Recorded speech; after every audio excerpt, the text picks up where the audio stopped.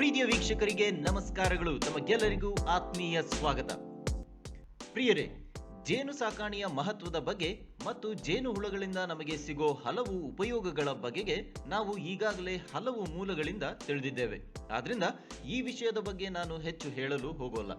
ಬದಲಾಗಿ ಎಂದಿನಂತೆ ಪ್ರಾಕ್ಟಿಕಲ್ ಆಗಿ ರೈತರಿಗೆ ಅನುಕೂಲವಾಗುವ ಜೊತೆಗೆ ಉತ್ತಮ ಲಾಭವನ್ನ ಗಳಿಸಿಕೊಡುವ ನಿಟ್ಟಿನಲ್ಲಿ ಯಾವ ವಿಧದ ಜೇನು ತಳಿಗಳು ಜೇನು ಸಾಕಾಣೆಗೆ ಸೂಕ್ತ ಮತ್ತು ಅವುಗಳ ಸಾಕಾಣೆಯಿಂದ ಎಷ್ಟರ ಮಟ್ಟಿಗೆ ಸಾಕಾಣೆ ಮಾಡುವವರಿಗೆ ಲಾಭದಾಯಕ ಎಂಬುದರ ಡೀಟೇಲ್ ಅನಾಲಿಸಿಸ್ ಅನ್ನ ಮಾಡಿಕೊಂಡು ಈ ಬಗೆಗೆ ವಿಚಾರಗಳನ್ನ ನಿಮ್ಮ ಮುಂದಿಡಲಿದ್ದೇನೆ. ಆದ್ರಿಂದ ಇಂತಹ ಉತ್ತಮವಾದ ವಿಡಿಯೋವನ್ನ ಸ್ಕಿಪ್ ಮಾಡದೆ ದಯವಿಟ್ಟು ಕಂಪ್ಲೀಟ್ ಆಗಿ ವೀಕ್ಷಿಸಿ ಮತ್ತು ವಿಡಿಯೋವನ್ನ ಲೈಕ್ ಮಾಡಿ ಚಾನೆಲ್ ಅನ್ನ ಸಬ್ಸ್ಕ್ರೈಬ್ ಮಾಡೋದನ್ನ ಮಾತ್ರ ಮರೆಯಬೇಡಿ. ಈ ಜೇನು ಸಾಕಾಣೆಯ ವಿಡಿಯೋಗಳ ಸೀರೀಸ್ನ ಮೊದಲ ಹಂತದಲ್ಲಿ ತುಡುವೆ ಜೇನು ತಳಿಯ ಬಗೆಗೆ ವಿವರವಾಗಿ ತಿಳಿಯೋಣ. ಏಷಿಯಾಟಿಕ್ ಹನಿ ಬೀ ಅಥವಾ ತುಡುವೆ ಜೇನು ಒಂದು ಸಾಧು ಸ್ವಭಾವದ, ಸಾಮಾನ್ಯವಾಗಿ ಮರದ ಪೊಟರೆಗಳಲ್ಲಿ ಅಥವಾ ಹುತ್ತದಲ್ಲಿ ಹೆಚ್ಚಾಗಿ ಬೆಳಕು ಬೀಳದ ಸ್ಥಳಗಳಲ್ಲಿ ಕಂಡುಬರುವ ಒಂದು ಜೇನುನೊಣ. ಇವುಗಳಲ್ಲಿ ಪ್ರಮುಖವಾಗಿ ಎರಡು ರೀತಿಯ ಪ್ರಭೇದಗಳಿವೆ. ಒಂದು ಕಪ್ಪು ಜೇನು, ಇವುಗಳಿಗೆ ಸಿಟ್ಟು ಜಾಸ್ತಿ ಮತ್ತು ಹೆಚ್ಚಿನ ರೀತಿಯಲ್ಲಿ ತೊಂದರೆ ಕೊಟ್ಟಲ್ಲಿ ಇವುಗಳು ಕಚ್ಚುತ್ತವೆ. ಇನ್ನೊಂದು ಕೆಂಪು ಜೇನು, ಇವುಗಳು ತುಂಬಾ ಸಾಧು ಸ್ವಭಾವದಾಗಿದ್ದು ಕಚ್ಚೋದಿಲ್ಲ.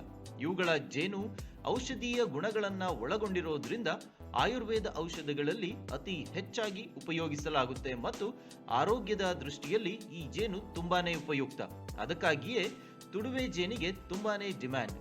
ಇನ್ನು ತುಡುವೆ ಜೇನಿನ ಸಾಕಾಣೆಯನ್ನ ಪ್ರತಿಯೊಬ್ಬರೂ ತಮ್ಮ ತಮ್ಮ ಅನುಕೂಲಕ್ಕೆ ತಕ್ಕಂತೆ ಮತ್ತು ಜಾಗದ ವ್ಯವಸ್ಥೆಯ ಮೇರೆಗೆ ಅತಿ ಸುಲಭವಾಗಿ ಸಾಕಾಣೆಯನ್ನ ಮಾಡಬಹುದು. ಅಂದ ಮಾತ್ರಕ್ಕೆ ಪ್ರಾರಂಭಿಕ ಹಂತದಲ್ಲಿಯೇ ದೊಡ್ಡ ಮಟ್ಟದಲ್ಲಿ ಅಂದ್ರೆ ಕಮರ್ಷಿಯಲ್ ಆಗಿ ಮಾಡೋದು ಸೂಕ್ತವಲ್ಲ. ಅದಕ್ಕಾಗಿ ಬೇಕಾಗುವ ತರಬೇತಿ, ತಿಳುವಳಿಕೆ ಮತ್ತು ತಕ್ಕ ಮಟ್ಟದ ಅನುಭವ ಪಡೆದ ನಂತರವೇ ಉದ್ಯಮದ ಮಟ್ಟಕ್ಕೆ ಮುಂದುವರೆಯಬಹುದು. ಹಾಗಾಗಿ ಮೊದಲಿಗೆ ಈ ಜೇನಿನ ಸಾಕಾಣೆಯನ್ನ ನೀವು ಉಪಕಸುಬಾಗಿ ತೆಗೆದುಕೊಳ್ಳೋದು ಬಹಳ ಉತ್ತಮ. ಹಾಗಾದ್ರೆ ಈ ತುಡುವೆ ಜೇನುಗಳ ಬಗೆಗೆ ಇನ್ನೂ ಸ್ವಲ್ಪ ಡೀಟೇಲ್ ಆಗಿ ನೋಡಲು ಇವುಗಳ ಲೈಫ್ ಸೈಕಲ್ ಬಗೆಗೆ ತಿಳಿಯೋಣ. ಸಾಮಾನ್ಯವಾಗಿ ಒಂದು ಜೇನುಗೂಡಿನಲ್ಲಿ ಜೇನಿನ ಕುಟುಂಬದಲ್ಲಿ 3 ರೀತಿಯ ಜೇನು ನೊಣಗಳಿರುತ್ತವೆ. ರಾಣಿ ಜೇನು, ಕೆಲಸಗಾರ ಅಥವಾ ಕಾರ್ಮಿಕ ಜೇನು ನೊಣಗಳು ಮತ್ತು ಗಂಡು ಜೇನು ನೊಣಗಳು. ಇದು ಈ ಜೇನು ನೊಣಗಳು ತೆಗೆದುಕೊಳ್ಳುವ ಆಹಾರದ ಪ್ರಮಾಣದ ಮೇರೆಗೆ ಡಿಸೈಡ್ ಆಗುತ್ತೆ. ಹೀಗೆ ರಾಣಿ ಜೇನಿನ ಬಗ್ಗೆ ನೋಡೋದಾದ್ರೆ, ರಾಣಿ ಜೇನು ನೊಣ ಮೊಟ್ಟೆಯಿಂದ ಹೊರಬರಲು 16 ದಿನಗಳು ಬೇಕಾಗುತ್ತೆ. ಹಾಗೂ ರಾಣಿ ಜೇನು ನೊಣ 3 ವರ್ಷ ಜೀವಿತಾವಧಿಯನ್ನ ಹೊಂದಿರುತ್ತೆ. ರಾಣಿ ಜೇನು ತನ್ನ ಜೀವಮಾನದಲ್ಲಿ ಒಮ್ಮೆ ಮಾತ್ರ ಹೊರಗೆ ಹೋಗಿ ನೈಸರ್ಗಿಕವಾಗಿ ಮೇಟ್ ಆಗಿ ವಾಪಸ್ ಆಗುತ್ತೆ. ನಂತರದ 8 ದಿನಗಳಲ್ಲಿ ಮೊಟ್ಟೆ ಇಡಲು ಪ್ರಾರಂಭಿಸುತ್ತೆ. ಇದು ರಾಣಿ ಜೇನಿನ ಮುಖ್ಯ ಕೆಲಸ. ದಿನಕ್ಕೆ 500ರಿಂದ 1000ವರೆಗೆ ಮೊಟ್ಟೆ ಇಡುತ್ತೆ ಮತ್ತು ಇದು ರಾಣಿ ಜೇನಿಗೆ ಸಿಗುವ ಆಹಾರದ ಪ್ರಮಾಣದ ಮೇರೆಗೆ ವ್ಯತ್ಯಯವಾಗುತ್ತೆ. ಕುಟುಂಬದಲ್ಲಿ ಮತ್ತೊಂದು ರಾಣಿ ಜೇನು ನೇಮಕಗೊಂಡ ನಂತರ ಇದು ಗೂಡನ್ನ ಬಿಟ್ಟು ವಿಭಜನೆಯಾಗುತ್ತೆ. ಇನ್ನು ಕಾರ್ಮಿಕ ಜೇನು ನೊಣಗಳು ಜೇನು ಸಂಗ್ರಹಣೆ ಮಾಡುವುದು, ರಾಣಿ ಜೇನಿನ ಕಾಳಜಿಯನ್ನ ತೆಗೆದುಕೊಳ್ಳುವುದು, ಆಹಾರವನ್ನ ಒದಗಿಸುವುದು, ಕುಟುಂಬವನ್ನ ನಿರ್ವಹಣೆ ಮಾಡುವುದು, ಹೀಗೆ ಎಲ್ಲಾ ಕಾರ್ಯಗಳನ್ನ ನೋಡಿಕೊಳ್ಳುತ್ತವೆ. ಇನ್ನು ಗಂಡು ನೊಣಗಳು ಗೂಡಿನಲ್ಲಿ ವಿಭಜನೆಯನ್ನ ಮಾಡುವ ಕೆಲಸವನ್ನ ನಿರ್ವಹಿಸುತ್ತವೆ. ಅದಕ್ಕಾಗಿ ಬೇಕಾದ ತಯಾರಿಯನ್ನ ಈ ಗಂಡು ನೊಣಗಳು ಮಾಡಿಕೊಳ್ಳುತ್ತವೆ. ಈ ಕಾರ್ಮಿಕ ಜೇನು ಮತ್ತು ಗಂಡು ಜೇನು ಮೊಟ್ಟೆಯಿಂದ ಜೇನು ನೊಣವಾಗಲು 24 ದಿನಗಳು ಬೇಕಾಗುತ್ತೆ ಮತ್ತು 20 ದಿನಗಳು ಇವುಗಳು ಪ್ರೌಢಾವಸ್ಥೆಯನ್ನ ಪಡೆದುಕೊಳ್ಳಲು ಬೇಕಾಗುತ್ತವೆ. ಇವುಗಳು 90 ದಿನದ ಜೀವಿತಾವಧಿಯನ್ನ ಮಾತ್ರ ಹೊಂದಿರುತ್ತವೆ. ಇನ್ನು ಇವುಗಳ ಗೂಡಿನ ಬಗೆಗೆ ನೋಡೋದಾದ್ರೆ, ಇಲ್ಲಿ ಪ್ರಮುಖವಾಗಿ ತುಡುವೆ ಜೇನಿನ ಸಾಕಾಣೆ ಮಾಡಲು ಕತ್ತಲೆಯ ಜಾಗ ಅತಿ ಅವಶ್ಯಕ. ಕನಿಷ್ಠ 75% ಕತ್ತಲೆ ಇರುವ ಮತ್ತು ಶಾಂತ ವಾತಾವರಣದ ಜಾಗ ಅತಿ ಅಗತ್ಯ.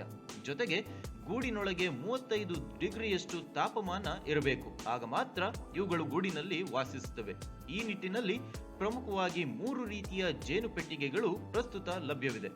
ISI ಕ್ವಾಲಿಟಿಯ standard box, Kerala state made honeybee box ಮತ್ತು ಮೈಗ್ರೇಷನ್ ಬಾಕ್ಸ್. ISI ಬಾಕ್ಸ್ಗಳಲ್ಲಿ ಉಪಯೋಗಿಸುವ ಮರದ ಕ್ವಾಲಿಟಿ ಉತ್ತಮ ಗುಣಮಟ್ಟದ್ದಾಗಿದ್ದು ಇವುಗಳ ಬೆಲೆ ಸ್ವಲ್ಪ ಜಾಸ್ತಿಯಾಗಿರುತ್ತೆ. ಇನ್ನು ಕೇರಳ ಸ್ಟೇಟ್ನ ಬಾಕ್ಸ್ಗಳು ಕಡಿಮೆ ಬೆಲೆಗೆ ಲಭ್ಯವಿದ್ದು ವುಡ್ ಕ್ವಾಲಿಟಿಯಲ್ಲಿ ವ್ಯತ್ಯಾಸವಿರುತ್ತೆ ಮತ್ತು ಮೈಗ್ರೇಷನ್ ಬಾಕ್ಸ್ಗಳನ್ನ ಒಂದು ಜಾಗದಿಂದ ಮತ್ತೊಂದು ಜಾಗಕ್ಕೆ ಸ್ಥಳಾಂತರಿಸಿ ಜೇನು ಸಂಗ್ರಹಿಸುವ ಪ್ರಕ್ರಿಯೆಯಲ್ಲಿ ಉಪಯೋಗಿಸಲಾಗುತ್ತೆ. ಸಾಮಾನ್ಯವಾಗಿ ISI ಸ್ಟ್ಯಾಂಡರ್ಡ್ ಮಾದರಿಯ ಜೇನುಗೂಡಿನಲ್ಲಿ 4 ಮುಖ್ಯ ಅಂಶಗಳನ್ನ ಕಾಣಬಹುದು. ಮೊದಲನೇದಾಗಿ ಅಡಿಹಲಗೆ, ನಂತರ ಬ್ರೂಡಿಂಗ್ ಚೇಂಬರ್, ನಂತರ ಜೇನುಕೋಣೆ ಮತ್ತು ಮುಚ್ಚಳ. ಅಡಿಹಲಗೆಯ ಹಂತದಲ್ಲಿ 8 ಫ್ರೇಮ್ಗಳಿದ್ದು ಇದನ್ನು ಸಂಸಾರ ಕೋಣೆಗಳೆಂದು ಗುರುತಿಸಲಾಗುತ್ತೆ. ಇಲ್ಲಿ ಶೇಖರಣೆಯಾದ ಜೇನನ್ನ ತೆಗೆಯಬಾರದು, ಏಕೆಂದರೆ ಇದನ್ನ ಆಹಾರವಾಗಿ ಜೇನುಹುಳುಗಳು ಉಪಯೋಗಿಸುತ್ತವೆ. ಬ್ರೂಡಿಂಗ್ ಚೇಂಬರ್ನಲ್ಲಿ ರಾಣಿ ಜೇನು ಮೊಟ್ಟೆಗಳನ್ನ ಇಡುತ್ತೆ ಮತ್ತು ಕೆಲಸಗಾರ ಜೇನುಗಳು ಪರಾಗ ಮತ್ತು ಜೇನುತುಪ್ಪವನ್ನು ಆಹಾರಕ್ಕಾಗಿ ಇಲ್ಲಿ ಸಂಗ್ರಹಿಸುತ್ತವೆ. ಜೇನುಕೋಣೆಯ ಹಂತದಲ್ಲಿ ಜೇನುಗಳು ಜೇನುತುಪ್ಪವನ್ನ ಶೇಖರಿಸಿ ಪ್ರತಿ ಫ್ರೇಮ್ನಲ್ಲಿ ಜೇನುತುಪ್ಪ ತುಂಬಿದ ನಂತರ ವ್ಯಾಕ್ಸ್ನಿಂದ ಸೀಲ್ ಮಾಡುತ್ತವೆ. ಈ ಫ್ರೇಮ್ಗಳಿಂದ ಮೆಷಿನ್ನ ಮೂಲಕ ಜೇನುತುಪ್ಪವನ್ನ ತೆಗೆದು ಪುನಃ ಫ್ರೇಮ್ಗಳನ್ನ ವಾಪಸ್ ಬಾಕ್ಸ್ನಲ್ಲಿ ಹಾಕಬಹುದು. ಇದರಿಂದ ಫ್ರೇಮ್ನಲ್ಲಿರುವ ಮೇಣದ ಜೇನುಗೂಡಿನಲ್ಲಿಯೇ ಮತ್ತೊಮ್ಮೆ ಜೇನನ್ನ ಶೇಖರಿಸುತ್ತವೆ. ಹೀಗಾಗಿ ಜೇನುಗಳು ಮೇಣವನ್ನು ತಯಾರಿಸುವ ಶ್ರಮ, ಸಮಯ ಉಳಿಯುವುದಲ್ಲದೆ ಈ ಮೇಣವನ್ನು ತಯಾರಿಸಲು ಜೇನುಗಳು ಬಳಸುವ ಜೇನುತುಪ್ಪವೂ ಸಹ ನಮಗೆ ಸಿಗುವಂತಾಗುತ್ತೆ. ನಿಮಗೆ ಗೊತ್ತಾ, 1 ಕೆಜಿ ಮೇಣವನ್ನ ತಯಾರಿಸಲು ಜೇನುಗಳು 8 ಕೆಜಿಯಷ್ಟು ಜೇನುತುಪ್ಪವನ್ನ ಬಳಸುತ್ತವೆ. ಆದ್ರಿಂದ ಜೇನುತುಪ್ಪವನ್ನ ತೆಗೆಯುವಾಗ ಫ್ರೇಮ್ನಲ್ಲಿರುವ ಮೇಣದ ಗೂಡಿಗೆ ಹಾನಿಯಾಗದಂತೆ ಜಾಗರೂಕತೆ ವಹಿಸಬೇಕಾಗುತ್ತೆ. ಇನ್ನು ಮುಚ್ಚಳದ ಸಹಾಯದಿಂದ ಜೇನುಗೂಡಿಗೆ ಮಳೆ ನೀರು, ಬೆಳಕು ಮತ್ತು ಬಿಸಿಲಿನಿಂದ ರಕ್ಷಣೆ ಸಿಗಲು ಸಹಾಯವಾಗುತ್ತೆ. ಇನ್ನು ಇವುಗಳ ನಿರ್ವಹಣೆಯ ಬಗೆಗೆ ನೋಡೋದಾದ್ರೆ, ತುಡುವೆ ಜೇನಿನ ನಿರ್ವಹಣೆ ತುಂಬಾ ಸುಲಭವಾಗಿ, ಹೆಚ್ಚಿನ ಸಮಯದ ಅಗತ್ಯತೆ ಇಲ್ಲದೆಯೇ ಒಬ್ಬರೇ ನೋಡಿಕೊಳ್ಳುವಂತಿದ್ದರೂ ಸಹ ಸುಮಾರು 100ರಿಂದ 150 ಪೆಟ್ಟಿಗೆಗಳವರೆಗಿನ ನಿರ್ವಹಣೆ ಒಂದು ದಿನಕ್ಕೆ ಕೇವಲ 15 ನಿಮಿಷ ಮೀಸಲಿಟ್ಟು ಮಾಡಿಕೊಳ್ಳಬಹುದು. ಮೊದಲನೆಯದಾಗಿ ಒಂದು ಜೇನಿನ ಕುಟುಂಬವನ್ನ ಗೂಡಿನಲ್ಲಿ ಇರಿಸಿದ ನಂತರದ 15 ದಿನಗಳವರೆಗೆ ರಾಣಿ ಜೇನು ಗೂಡಿನಿಂದ ಹೊರಗೆ ಹೋಗದ ಹಾಗೆ ಗೂಡಿನಲ್ಲಿರೋ ಗೇಟನ್ನ ಮುಚ್ಚಿಡಬೇಕು. ಹೀಗೆ ಇವುಗಳು ಗೂಡಿಗೆ ಹೊಂದಿಕೊಂಡು ನಂತರ ಗೂಡನ್ನ ಬಿಟ್ಟು ಹೋಗೋದಿಲ್ಲ. ನೈಸರ್ಗಿಕವಾಗಿ ಮಕರಂದ ಸಿಗುವ ಮೇರೆಗೆ ಜೇನಿನ ಇಳುವರಿ ಡಿಪೆಂಡ್ ಆಗಿರೋದ್ರಿಂದ ವರ್ಷಕ್ಕೆ 2 ಬಾರಿ ಮಾತ್ರ ಜೇನು ಸಿಗುವ ಸಾಧ್ಯತೆ ಇರುತ್ತೆ. ಹೀಗೆ ವರ್ಷದ 4 ತಿಂಗಳು ಇಳುವರಿ ಸಿಕ್ಕರೆ ಉಳಿದ 8 ತಿಂಗಳು ಇವುಗಳನ್ನ ನೋಡಿಕೊಂಡು ಉಳಿಸಿಕೊಳ್ಳುವ ಜವಾಬ್ದಾರಿ ನಮ್ಮದಾಗಿರುತ್ತೆ. ಇಲ್ಲಿ ಗಮನಿಸಬೇಕಾದ ಅಂಶ ಅಂದ್ರೆ, ಒಂದು ವರ್ಷದಲ್ಲಿ 3 ಕಾಲಗಳನ್ನಾಗಿ ವಿಭಜಿಸಲಾಗಿದೆ. ಮೊದಲನೆಯದಾಗಿ ಅಭಾವ ಕಾಲ. ಇಲ್ಲಿ ನೈಸರ್ಗಿಕವಾಗಿ ಹೂವುಗಳು ಇರೋದಿಲ್ಲ ಮತ್ತು ರಾಣಿ ಜೇನು ಮೊಟ್ಟೆಯನ್ನೂ ಇಡೋದಿಲ್ಲ. ಮಳೆಗಾಲ ಮತ್ತು ಚಳಿಗಾಲದಲ್ಲಿ ಇಂತಹ ಸಮಸ್ಯೆ ಎದುರಾಗುತ್ತೆ. ಹೀಗೆ ಆಹಾರ ಕಡಿಮೆ ಇರುವ ಸಮಯದಲ್ಲಿ ಕೃತಕ ಆಹಾರವನ್ನ ಕೊಟ್ಟು ಇವುಗಳನ್ನ ಉಳಿಸಿಕೊಳ್ಬೇಕು. ಈ ನಿಟ್ಟಿನಲ್ಲಿ ಒಂದು ಪೆಟ್ಟಿಗೆಗೆ 600 ml ಸಕ್ಕರೆ ನೀರನ್ನ ಆಹಾರವಾಗಿ ಕೊಡಬಹುದು. ಎರಡನೇದಾಗಿ ಅಭಿವೃದ್ಧಿ ಕಾಲ. ಇಲ್ಲಿ ರಾಣಿ ಜೇನಿಗೆ ಉತ್ತಮ ಆಹಾರ ಒದಗಿಸಿ ಹೆಚ್ಚಿನ ಸಂಖ್ಯೆಯಲ್ಲಿ ಮೊಟ್ಟೆಗಳನ್ನ ಇಟ್ಟು ಜೇನುನೊಣಗಳ ಸಂಖ್ಯೆಯಲ್ಲಿ ಅಭಿವೃದ್ಧಿ ಕಂಡುಬರುತ್ತೆ ಮತ್ತು ಇವುಗಳ ಕೆಲಸವೂ ಹೆಚ್ಚುತ್ತೆ. ಹೀಗೆ ಅಭಿವೃದ್ಧಿ ಹೊಂದಿದ ನಂತರದಲ್ಲಿ ಬರುವ ಕಾಲವೇ ಜೇನು ಬರುವ ಕಾಲ. ಇಲ್ಲಿ ಗೂಡಿನ ಎಲ್ಲಾ ಫ್ರೇಮ್ಗಳಲ್ಲಿಯೂ ಜೇನು ತುಂಬಿ ಅದನ್ನ ಮೇಣದಿಂದ ಸೀಲ್ ಮಾಡಿ ಇಡಲಾಗುತ್ತೆ. ಈ ಪ್ರಕ್ರಿಯೆಯ ನಂತರವೇ ಜೇನನ್ನ ತೆಗೆಯಲು ಸರಿಯಾದ ಸಮಯ. ಇನ್ನು ಇವುಗಳಲ್ಲಿ ಕಂಡುಬರುವ ರೋಗಗಳ ಬಗೆಗೆ ನೋಡೋದಾದ್ರೆ, ಥಾಯ್ ಸ್ಯಾಕ್ ಬ್ರೂಡ್ ರೋಗ ಜೇನಿನ ಮೊಟ್ಟೆಗಳಲ್ಲಿ ಕಂಡುಬರುತ್ತೆ ಮತ್ತು ಮೊಟ್ಟೆಗಳು ಕೊಳೆಯಲು ಆರಂಭಿಸುತ್ತೆ. ಇಂತಹ ಮೊಟ್ಟೆಗಳನ್ನ ಕೆಲಸಗಾರ ನೊಣಗಳು ಹೊರಗೆ ತಂದು ಹಾಕುತ್ತವೆ. ಆ ಮೂಲಕ ಈ ರೋಗ ತಗುಲಿದ ಬಗ್ಗೆ ತಿಳಿಯಬಹುದು. ಇದಕ್ಕೆ ಪರಿಹಾರ ಇಲ್ಲದ ಕಾರಣ ರಾಣಿ ಜೇನನ್ನ ಕುಟುಂಬ ಸಮೇತ ಬೇರ್ಪಡಿಸುವುದು ಉತ್ತಮ. ಇನ್ನು ಜೇನು ಕೃಷಿ ಮಾಡಲು ಬೇಕಾಗುವ ಪರವಾನಿಗೆ ಮತ್ತು ಸರ್ಕಾರದಿಂದ ಸಿಗುವ ಸವಲತ್ತುಗಳ ಬಗೆಗೆ ನೋಡೋಣ. ಮುಖ್ಯವಾಗಿ ಇಲ್ಲಿ ತೋಟಗಾರಿಕೆ ಇಲಾಖೆಯಿಂದ ಹೆಚ್ಚಿನ ರೀತಿಯಲ್ಲಿ ಸಹಾಯ ಸಿಗುತ್ತೆ. 75% ಸಬ್ಸಿಡಿ ಸ್ಕೀಮ್ ಇಲ್ಲಿ ಲಭ್ಯವಿದೆ. ಇನ್ನು ನ್ಯಾಷನಲ್ ಹೆಲ್ತ್ ಮಿಷನ್ NHM ನಿಂದ 40% ಅಂದ್ರೆ 40% ಸಬ್ಸಿಡಿ ದೊರೆಯುತ್ತೆ ಮತ್ತು ಇಲ್ಲಿ ನೀವು 50 ಜೇನು ಪೆಟ್ಟಿಗೆಯ ಜೊತೆಗೆ ಜೇನು ಕುಟುಂಬ ಮತ್ತು ಸ್ಟ್ಯಾಂಡ್ ISO ಸ್ಟ್ಯಾಂಡರ್ಡ್ ನ ಮೇರೆಗೆ ನೀಡಲಾಗುತ್ತೆ. ಅಷ್ಟೇ ಅಲ್ಲದೆ 2 ದಿನದ ಟ್ರೈನಿಂಗ್ ಅನ್ನು ಸಹ ಕೊಡಲಾಗುತ್ತೆ. ಹೀಗೆ ಇಲ್ಲಿ ಇನ್ವೆಸ್ಟ್ ಮಾಡಿದ 40% ಅಮೌಂಟ್ ನಿಮ್ಮ ಅಕೌಂಟ್ಗೆ ಸಬ್ಸಿಡಿ ರೀತಿಯಲ್ಲಿ ಕೊಡಲಾಗುತ್ತೆ. ಇನ್ನು PMEGP ಮತ್ತು ಮುದ್ರಾ ಸ್ಕೀಮ್ನ ಅಡಿಯಲ್ಲಿಯೂ ಲೋನ್ ಪಡೆಯುವ ಸಾಧ್ಯತೆ ಇದೆ. ಹಾಗೆಯೇ ದೊಡ್ಡ ಮಟ್ಟದಲ್ಲಿ ಈ ಉದ್ದಿಮೆಯನ್ನ ಪ್ರಾರಂಭಿಸುವುದಾದಲ್ಲಿ ಪಂಚಾಯತ್ನಿಂದ ಪರ್ಮಿಷನ್ ಪಡೆಯಬೇಕಾಗುತ್ತೆ. ಇನ್ನುಳಿದಂತೆ ಯಾವುದೇ ಲೈಸೆನ್ಸ್ನ ಅಗತ್ಯ ಇರೋದಿಲ್ಲ.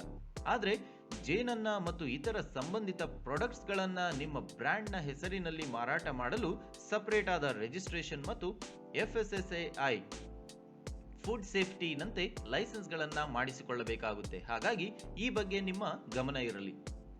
ಇನ್ನು ತುಡುವೆ ಜೇನು ಸಾಕಾಣೆಗೆ ಬೇಕಾಗುವ ಬಂಡವಾಳ, ಬರುವ ಆದಾಯ ಮತ್ತು ಸಿಗೋ ಲಾಭದ ಬಗೆಗೆ ನೋಡೋಣ. ಇಲ್ಲಿ ಎರಡು ರೀತಿಯಲ್ಲಿ ಜೇನು ಸಾಕಾಣೆಯ ರೀತಿಯನ್ನ ಅನುಸರಿಸಬಹುದು. ಮೊದಲನೆಯದಾಗಿ ಗೂಡನ್ನ ಇಟ್ಟ ಸ್ಥಳದಲ್ಲಿಯೇ ವರ್ಷ ಪೂರ್ತಿ ಇಟ್ಟು ಸಾಕಾಣೆಯನ್ನ ಮಾಡುವುದು. ಇನ್ನೊಂದು ಮೈಗ್ರೇಷನ್ ನ ಮೂಲಕ ಒಂದು ಸ್ಥಳದಿಂದ ಪೆಟ್ಟಿಗೆಗಳನ್ನ ಮತ್ತೊಂದು ಪರಿಸರಕ್ಕೆ ಜೇನುಗಳಿಗೆ ಆಹಾರ ಸಿಗುವ ಪ್ರದೇಶಗಳಿಗೆ ಸ್ಥಳಾಂತರಿಸುವ ಮೂಲಕ ಸಾಕಾಣೆಯನ್ನ ಮಾಡಬಹುದು. ಈ ರೀತಿಯಲ್ಲಿ ನಿರ್ವಹಣೆಯ ಮತ್ತು ಟ್ರಾನ್ಸ್ಪೋರ್ಟೇಷನ್ ನ ಖರ್ಚು ಹೆಚ್ಚಾದರೂ ಜೇನಿನ ಇಳುವರಿ ಹೆಚ್ಚಿನ ಪ್ರಮಾಣದಲ್ಲಿ ಸಿಗೋದ್ರಿಂದ ಲಾಭವೂ ಹೆಚ್ಚಾಗುತ್ತೆ. ಮೊದಲಿಗೆ ನಾವು ಬಂಡವಾಳವನ್ನ ನೋಡೋಣ. ಇಲ್ಲಿ ನಾನು ಮೊದಲೇ ಹೇಳಿದ ಹಾಗೆ ಎರಡು ರೀತಿಯ ಪೆಟ್ಟಿಗೆಗಳು ಇವೆ. ಐಎಸ್ಒ ಮಾದರಿಯ ಪೆಟ್ಟಿಗೆಯಲ್ಲಿ 2000 ಪೆಟ್ಟಿಗೆಗಾದ್ರೆ 2000 ಜೇನು ಕುಟುಂಬಕ್ಕೆ ಮತ್ತು 500 ರೂಪಾಯಿ ಸ್ಟ್ಯಾಂಡ್ಗಾಗಿ, ಹೀಗೆ ಒಟ್ಟು 4500 ರೂಪಾಯಿಗಳು ಬೇಕಾಗುತ್ತೆ. ಅದೇ ಕೇರಳ ಮಾದರಿಯ ಪೆಟ್ಟಿಗೆಯಲ್ಲಿ ಒಂದು ಫುಲ್ ಸೆಟ್ಗೆ 2500 ರೂಪಾಯಿ ಬೇಕಾಗುತ್ತೆ. ಇಲ್ಲಿ ಪೆಟ್ಟಿಗೆಯ ಕ್ವಾಲಿಟಿಯಲ್ಲಿ ವ್ಯತ್ಯಾಸವಿರುತ್ತೆ. ಈ ನಿಟ್ಟಿನಲ್ಲಿ ನಾವು ಐಎಸ್ಒ ಕ್ವಾಲಿಟಿಯ ಪೆಟ್ಟಿಗೆಗಳ ಮೇರೆಗೆ ಇನ್ವೆಸ್ಟ್ಮೆಂಟ್ ಮತ್ತು ಆದಾಯದ ಅಂಶಗಳನ್ನ ನೋಡಿದ್ರೆ ಒಂದು ಪೆಟ್ಟಿಗೆಯಿಂದ ಕನಿಷ್ಠ ಇಳುವರಿಯಂತೆ 15 ಕೆಜಿಯಷ್ಟು ಜೇನುತುಪ್ಪ ಒಂದು ವರ್ಷಕ್ಕೆ ಸಿಕ್ಕಿದ್ರೆ ಇದನ್ನ ಪ್ರತಿ ಕೆಜಿಗೆ 250 ರೂಪಾಯಿಯಂತೆ ಕನಿಷ್ಠ ಸೇಲ್ ಮಾಡಿದ್ರೆ ಸಿಗುವ ಮೊತ್ತ 3750 ರೂಪಾಯಿ. ಇದರಲ್ಲಿ 25% ನಿರ್ವಹಣೆಯ ವೆಚ್ಚ 1000ದಷ್ಟು ತೆಗೆದ್ರೂ ಉಳಿಯೋ ನೆಟ್ ಪ್ರಾಫಿಟ್ 2750 ರೂಪಾಯಿ. ಹೀಗೆಯೇ 100 ಜೇನು ಪೆಟ್ಟಿಗೆಗಳ ಸಾಕಾಣೆಯಿಂದ ಗಳಿಸಬಹುದಾದ ಒಟ್ಟು ಲಾಭ 2.5 ಲಕ್ಷ ಪ್ರತಿ ವರ್ಷಕ್ಕೆ ಮತ್ತು 500 ಜೇನು ಪೆಟ್ಟಿಗೆಗಳ ಸಾಕಾಣೆಯಿಂದ ಗಳಿಸಬಹುದಾದ ಒಟ್ಟು ಲಾಭ 10 ಲಕ್ಷ ಪ್ರತಿ ವರ್ಷ. ಪ್ರಿಯರೇ, ಇಲ್ಲಿ ನೀವು ಗಮನಿಸಬೇಕಾದ ಅಂಶ ಅಂದ್ರೆ ದಿನಕ್ಕೆ 15 ನಿಮಿಷಗಳ ಸಮಯವನ್ನ ಈ ಜೇನು ಸಾಕಾಣೆಗೆ ನೀಡಿ ವರ್ಷಕ್ಕೆ ಲಕ್ಷಕ್ಕೂ ಮೀರಿ ಲಾಭವನ್ನ ಪಡೆಯುವಂತಿದ್ರೆ ನೀವು ಮಾಡುತ್ತಿರುವ ಕೆಲಸಗಳ ಜೊತೆಯಲ್ಲಿಯೇ ಈ ತುಡುವೆ ಜೇನನ್ನ ಒಂದು ಉಪಕಸುಬಾಗಿ ಖಂಡಿತವಾಗಿ ತೆಗೆದುಕೊಳ್ಳಬಹುದು. ಅಷ್ಟೇ ಅಲ್ಲ, ಈ ಜೇನು ಸಾಕಾಣೆಯಿಂದ ಉಂಟಾಗುವ ಪರಾಗಸ್ಪರ್ಶದಿಂದ ನಿಮ್ಮ ಜಮೀನಿನಲ್ಲಿರುವ ಇತರ ಕೃಷಿ ಉತ್ಪಾದನೆಯ ಇಳುವರಿಯಲ್ಲಿಯೂ ಕನಿಷ್ಠ 20% ಇಂಪ್ರೂವ್ ಆಗುತ್ತೆ. ಆದ್ರಿಂದ ಈ ವಿಚಾರದಲ್ಲಿ ಚಿಂತಿಸಿ ಮತ್ತು ಜೇನು ಸಾಕಾಣೆಯನ್ನ ಪ್ರಾರಂಭಿಸಿ ಎನ್ನುವುದು ನಮ್ಮ ವಿನಂತಿ. ಇಂತಹ ಇನ್ನೂ ಹಲವು ಉಪಯುಕ್ತ ಮಾಹಿತಿಗಳನ್ನ ತಪ್ಪದೇ ಪಡೆಯಲು ಪರಿಶ್ರಮಿ ಯೂಟ್ಯೂಬ್ ಚಾನೆಲ್ ಅನ್ನ ಸಬ್ಸ್ಕ್ರೈಬ್ ಮಾಡುವುದನ್ನ ಮಾತ್ರ ಮರೆಯಬೇಡಿ. ಧನ್ಯವಾದಗಳು.